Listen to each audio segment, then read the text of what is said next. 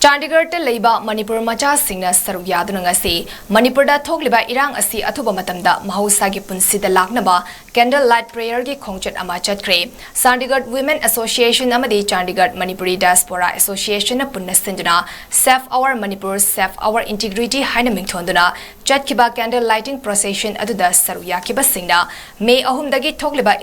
ethnical conflict ase Manipur da leriba ichil inaw khudingmakna isa gi oiba wakhal thadokjuna mausagum nungsi chanana leiminanaba violence thadoklase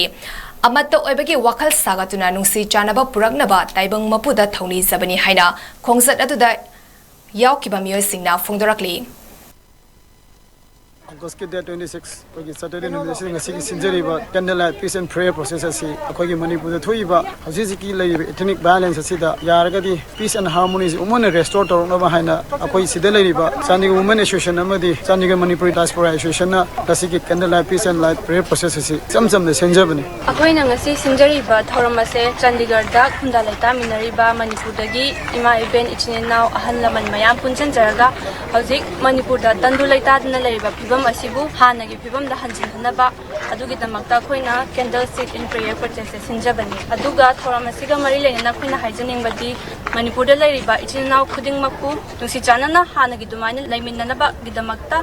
hingsa thadoksi amatta oibagi saklon do uttuna hanagi dumaina nungsi chanana leiminasi